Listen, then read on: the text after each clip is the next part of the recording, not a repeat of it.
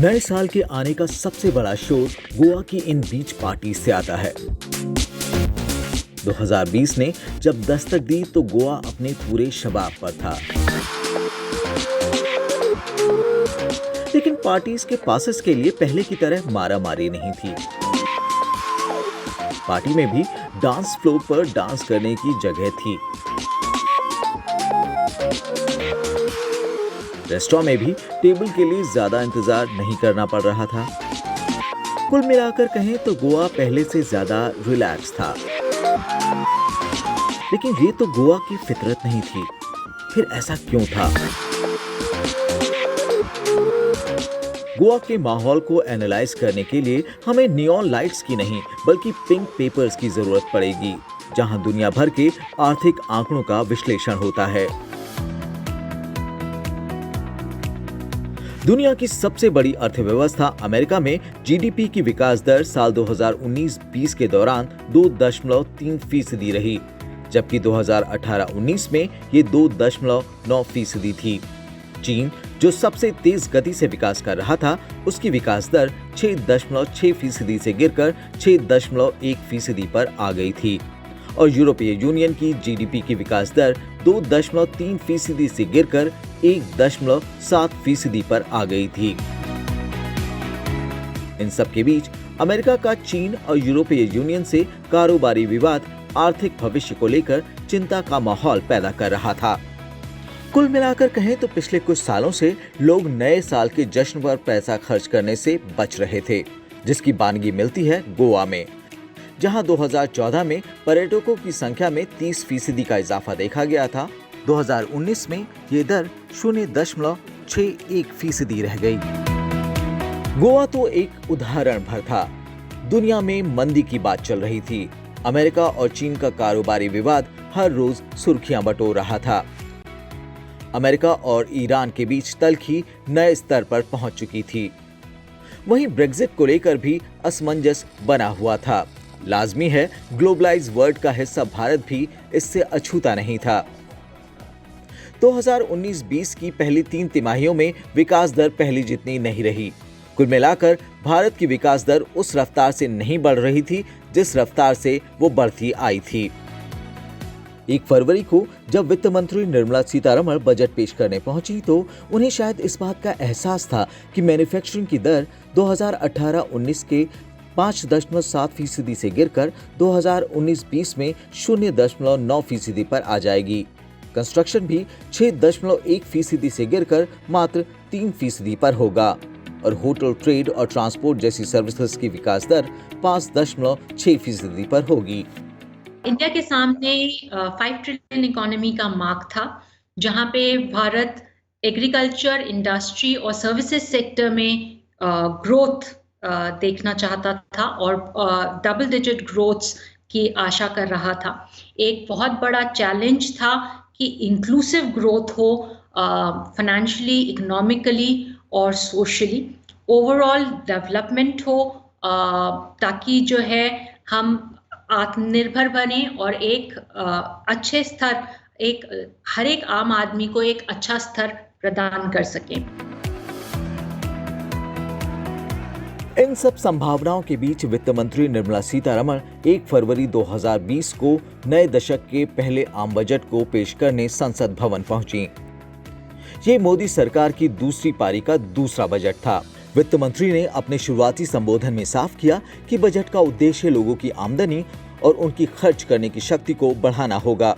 इसके लिए उन्होंने ऊंची विकास दर का रास्ता दिखाया। इसके लिए कृषि पर किए जाने वाले खर्च को 1,20,000 करोड़ रुपए से बढ़ाकर 1,54,000 करोड़ से ज्यादा किया गया। ग्रामीण विकास के लिए 1,44,000 करोड़ से ज्यादा की राशि रखी गई। सामाजिक कल्याण के लिए भी राशि को 48,000 करोड़ रुपए से बढ़ाकर 53,800 करोड़ रुपए से ज्यादा किया गया। आईटी और दूरसंचार के लिए दी जाने वाली राशि को 16,000 करोड़ रुपए से बढ़ाकर 59,000 करोड़ रुपए कर दिया गया। स्वास्थ्य पर खर्च 63,800 करोड़ रुपए से बढ़ाकर 67,400 करोड़ रुपए से अधिक किया गया। वित्त मंत्री ने बताया कि सरकार चाहेगी कि राजस्व घाटा यानी फिस्कल डेफिसिट 3.5% तक रहे। जहां तक टैक्स की बात थी, सरकार ने टैक्स दरों में कोई फेरबदल नहीं किया। हाँ, 2 श्रेणियां जरूर बनाई, जिसके तहत उन लोगों को भी फायदा दिया जाएगा जो किसी भी टैक्स रियायत का लाभ नहीं उठाते। बहुत ही प्रोग्रेसिव बजट था, एक अच्छा बजट था जो बड़ी चुनौती थी 5 ट्रिलियन मार्क पहुंचने की और विश्व में एक मेक इन इंडिया प्रोग्रेस करने की, जो है पुअरेस्ट ऑफ द पुअर को रीच आउट करने की, फार्मर्स के लिए 16 पॉइंट एजेंडा लाया गया, विमेन के लिए जो है फैसिलिटीज क्रिएट की गई, एमएसएमईज के लिए क्रेडिट फैसिलिटीज की बात की गई और ओवरऑल फाइनेंशियल सिस्टम में तरलता की बात की गई। एक नया टैक्स रिजीम लाया गया ताकि निवेश और सेविंग्स को दोनों को बढ़ावा दिया जा सके, लोगों तक ज्यादा से ज्यादा सहायता पहुंचाई जा सके। कोशिश की गई कि एग्रीकल्चर सेक्टर में जो ग्रोथ रेट है उसे बढ़ाया जा सके और फार्मर्स की इनकम को डबल किया जा सके। फरवरी के महीने में जहां सरकार मांग बढ़ाने और मैन्युफैक्चरिंग सेक्टर में नया जोश लाने पर ध्यान केंद्रित कर रही थी, वहीं चीन के वुहान शहर में एक वायरस चर्चा में आ चुका था। लोग बीमार पड़ रहे थे। 17 जनवरी 2020 को भारत सरकार ने चीन से आने वाले यात्रियों के लिए एडवाइजरी भी जारी कर दी थी। हालांकि इस एडवाइजरी में WHO की उस बात का जिक्र था जिसमें कहा गया था कि इस वायरस के एक आदमी से दूसरे आदमी में जाने यानी संक्रमित करने का अंदेशा कम ही है।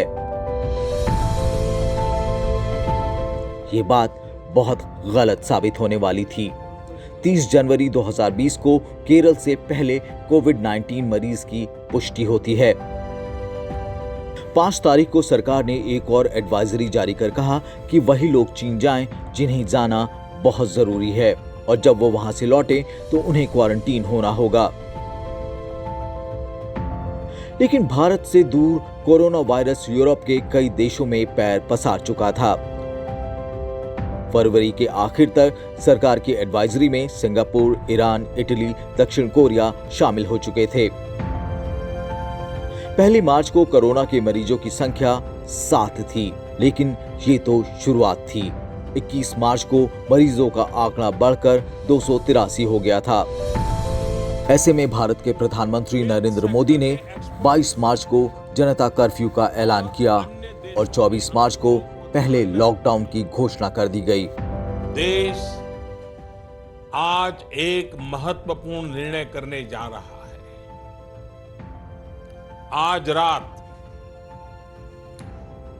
रात 12 बजे से पूरे देश में, ध्यान से सुनिए,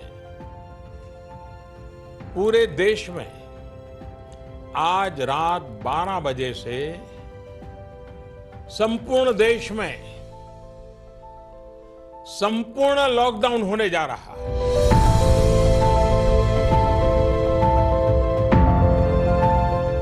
ऐसा आधुनिक भारत के इतिहास में पहली बार हुआ था।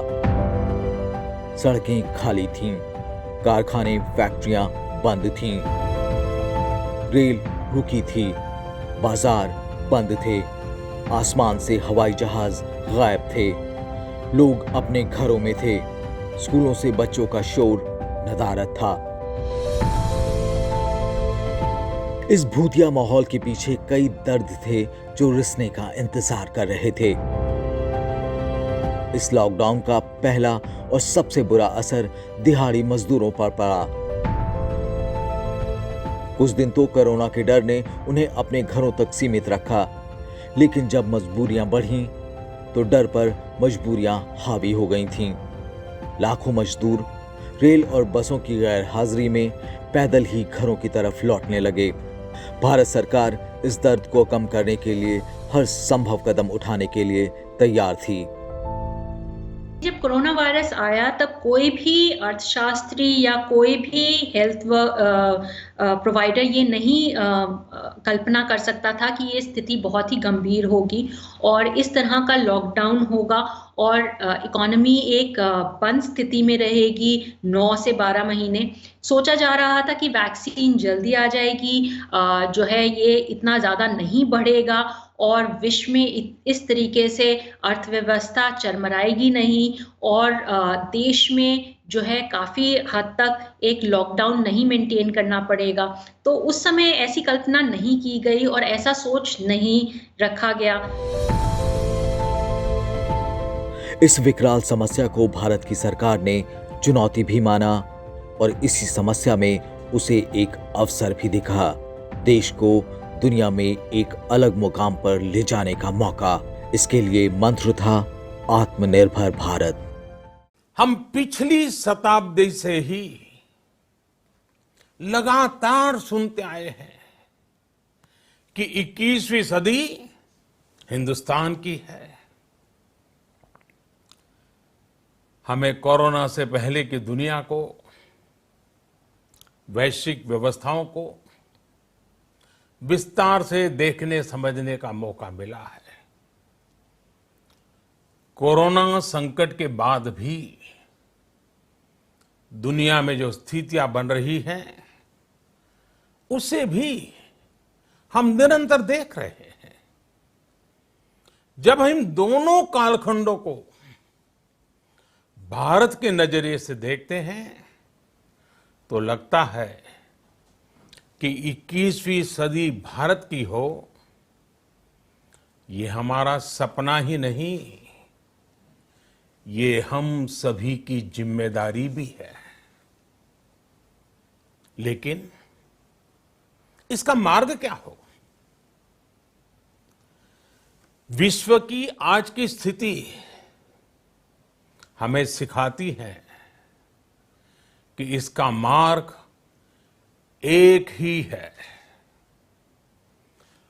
आत्मनिर्भर भारत। लेकिन सरकार को पता था कि ये माहौल कल्पना से परे है और इसके लिए कदम भी ऐसे उठाए जाने थे जिसकी पहले कल्पना ना की गई हो। इसी भाषण में प्रधानमंत्री नरेंद्र मोदी ने 20 लाख करोड़ रुपए के आर्थिक पैकेज की घोषणा की। ये आत्मनिर्भर भारत अभियान के तहत भारत को फिर से खड़ा करने की पहली कोशिश थी। 20 लाख करोड़ रुपए की यह रकम भारत की जीडीपी का 10% थी।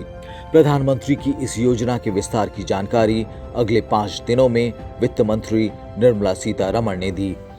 In this Atmanirbhar Bharat, our focus therefore would be on those factors of production which are land, labor, liquidity and law. So essentially it addresses issues of ease of doing businesses, ease of doing compliance and regulations being due diligence observed and so on. इसके तहत सबसे ज्यादा तवज्जो MSMEs को दिया गया। इस sector के लिए 3.6 लाख करोड़ रुपए से ज्यादा की राशि जारी की गई। खेती के लिए 3.48 लाख करोड़ रुपए दिए गए। आत्मनिर्भर भारत की इन घोषणाओं में मजदूरों के उद्धार पर विशेष ध्यान दिया गया। वन कार्ड वन नेशन के जरिए ये सुनिश्चित किया गया कि कोई भी मजदूर भारत के किसी भी कोने में सार्वजनिक वितरण प्रणाली के जरिए सस्ते अनाज का फायदा उठा सके। प्रवासी मजदूर जो राष्ट्रीय खाद्य सुरक्षा कानून की परिधि में नहीं आ रहे थे, उनके लिए मुफ्त अनाज की व्यवस्था की गई, जिस पर सरकार ने 3,500 करोड़ रुपए से ज्यादा खर्च करने का वायदा किया। इसके साथ ही मजदूरों के रहने की व्यवस्था के लिए सरकार ने प्रवासी मजदूरों और गरीबों को कम किराए पर मकान देने की योजना का भी ऐलान किया। सरकार ने इस संकट में अवसर को देखा। अवसर था सुधारों को नई दिशा देने का, उन्हें नई गति देने का। सरकार ने एमएसएमई के तहत आने वाले सूक्ष्म, छोटे और मझोले उद्योगों की परिभाषा को बदला। इस तरह उन्हें आगे बढ़ने और निवेश आकर्षित करने का नया मौका मिला। उनके लिए एक विशेष इंसॉल्वेंसी रेजोल्यूशन पास किया गया। 200 करोड़ रुपए के टेंडर के लिए सिर्फ भारतीय कंपनियों को ही इजाजत देने की घोषणा की गई। एमएसएमई के अलावा सरकार ने कई और क्षेत्रों में भी सुधार कार्यक्रमों का ऐलान किया। कोयला क्षेत्र में सुधार करते हुए सरकार ने कहा कि कोई भी पार्टी किसी भी कोल ब्लॉक की ओपन मार्केट में नीलामी कर सकती है। संघ शासित प्रदेशों में बिजली वितरण का निजीकरण किया गया। इसके साथ ही सरकार ने सार्वजनिक क्षेत्र की कंपनियों के निजीकरण की नीति का भी ऐलान किया। इसके तहत स्ट्रैटेजिक सेक्टर यानी रणनीतिक सेक्टर को छोड़कर सभी सेक्टरों की कंपनियों का निजीकरण होगा। स्ट्रैटेजिक सेक्टर में भी निजी कंपनियों को प्रवेश करने की इजाजत दी जाएगी, लेकिन यहाँ सार्वजनिक क्षेत्र की एक कंपनी जरूर होगी। किसी भी क्षेत्र में सार्वजनिक क्षेत्र के संस्थानों की संख्या को 4 से घटाकर 1 कर दिया जाएगा। इस प्रक्रिया के तहत या तो इनका निजीकरण होगा या एक दूसरे में इनका विलय कराया जाएगा। सरकार की इन कोशिशों में रिजर्व बैंक ने भी अपनी भूमिका निभाई। बाजार में तरलता कायम रखने के लिए केंद्रीय बैंक ने CRR में कटौती की, जिससे बैंकों को 1,37,000 करोड़ रुपए मिल गए। इसके साथ ही घर कर्ज सहित दूसरे कर्जों की किस्तों पर मॉरेटोरियम लगा दिया गया, यानी अगर कोई व्यक्ति किस्त नहीं भर पाता तो उसे डिफॉल्टर नहीं माना जाएगा। कोशिश की गई है कि क्रेडिट फैसिलिटीज को या लिक्विडिटी को मेंटेन किया जाए लोगों तक और उन तक पहुंचाया जाए, एक इमीडिएट रिलीफ प्रोवाइड किया जा सके, क्योंकि पेंडेमिक था जिसके तहत चाहे तो गैस सिलेंडर्स फ्री प्रोवाइड करना या फिर आपके राशन 5 kg तक राइस और व्हीट प्रोवाइड करना, आपके 500 रुपये अकाउंट में डालना जनधन योजना के में महिलाओं के लिए, इन सभी तरीकों से एक इमीडिएट रिलीफ प्रोवाइड किया गया।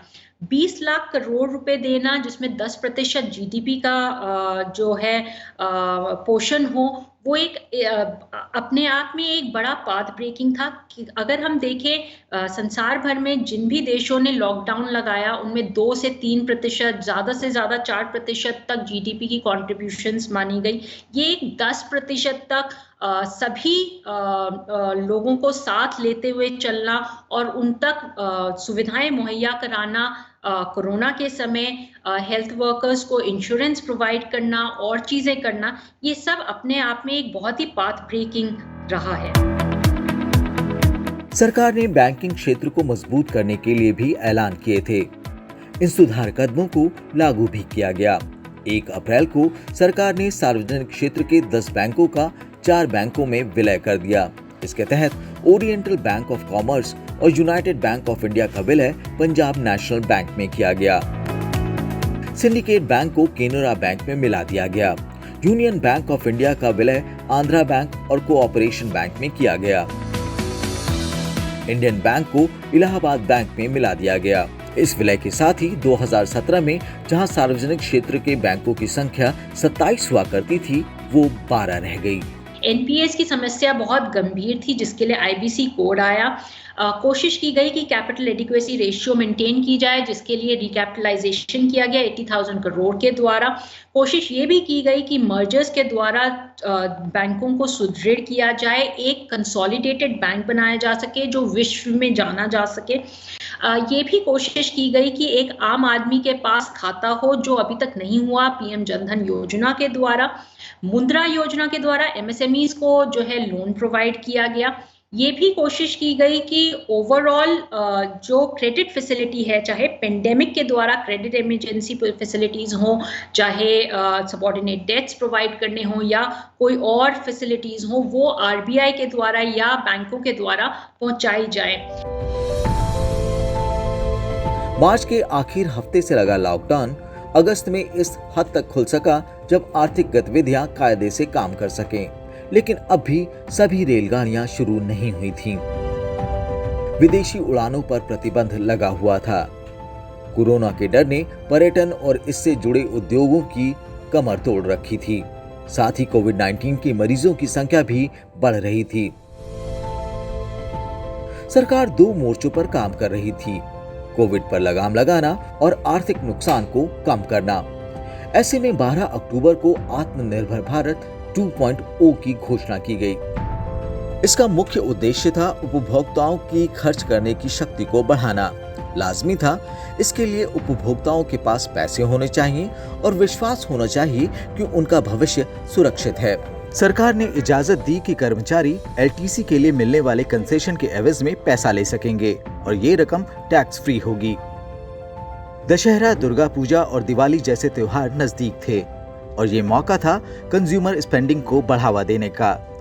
इसलिए सरकार ने केंद्र सरकार के कर्मचारियों के लिए स्पेशल फेस्टिवल स्कीम का ऐलान किया, जिसके तहत कर्मचारी 10,000 रुपए तक का एडवांस ले सकते थे। इंफ्रास्ट्रक्चर को बढ़ावा देने और रोजगार पैदा करने के लिए सरकार ने राज्य सरकारों को 12,000 करोड़ रुपए का कर्ज दिया।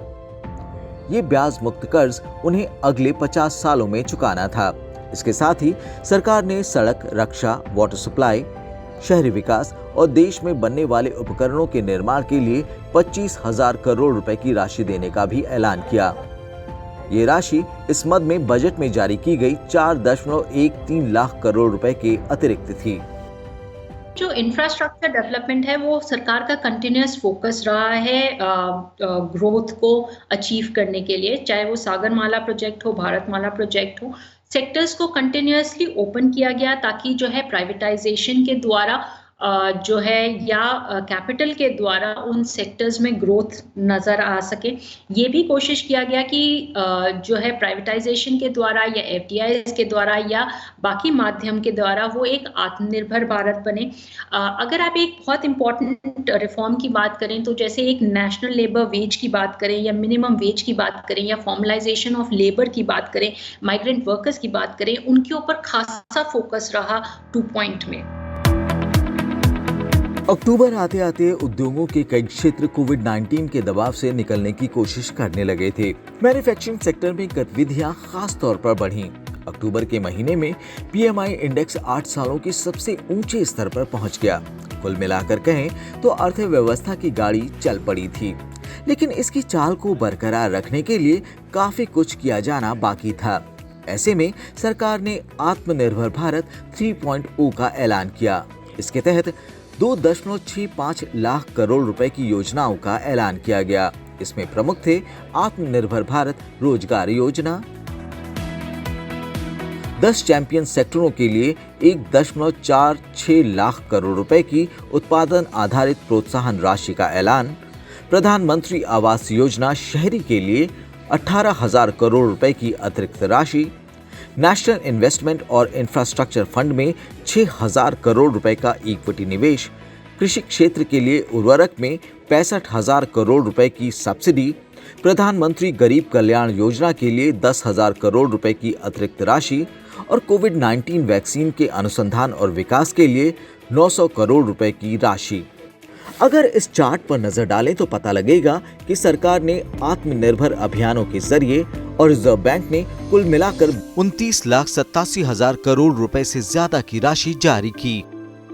कोशिश की गई है कि जो भारत चाइना या पाकिस्तान से मुश्किलें या समस्याएं झेल रहा है या उसका इंपोर्ट बिल बहुत ज़्यादा है और वो अपने पूरे पोटेंशियल पे काम नहीं कर रहा, उसको एक पूरा जो है पुश दिया जाए, चाहे वो इंफ्रास्ट्रक्चर में इन्वेस्ट करके दिया जाए, चाहे वो एफडीआई इन्वेस्टमेंट्स को इम्प्रूव करके दिया जाए या जो है रिफॉर्म्स लाए जाएं क्रेडिट फैसिलिटी के द्वारा, लिक्विडिटी के द्वारा, सिडबी को दिया जाए, एनएचबी को दिया जाए या आपके नबार्ड को दिया जाए। इन रीफाइनेंसिंग फैसिलिटीज से, अकोमोडेटिव मॉनेटरी स्टैंड से, ओवरऑल एलोकेशन से रूरल डेवलपमेंट के लिए और एग्रीकल्चर के लिए और इंडस्ट्री के लिए, उनसे जो है एक सशक्त भारत बने जो खुद से अपनी सारी ज़रूरतों के लिए पूरी तरीके से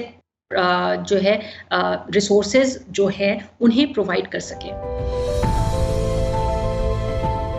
साल भर का लबोलू आप देखें तो भारतीय अर्थव्यवस्था दुनिया की दूसरी अर्थव्यवस्थाओं की तरह ही संघर्ष करती दिखाई दी। जो बात भारत के पक्ष में गई वो थी कोविड-19 से निपटने की भारत की रणनीति। भारत में संक्रमण की दर को काबू में रखा गया। मृत्यु दर भी दुनिया के बड़े देशों के मुकाबले काफी कम रही।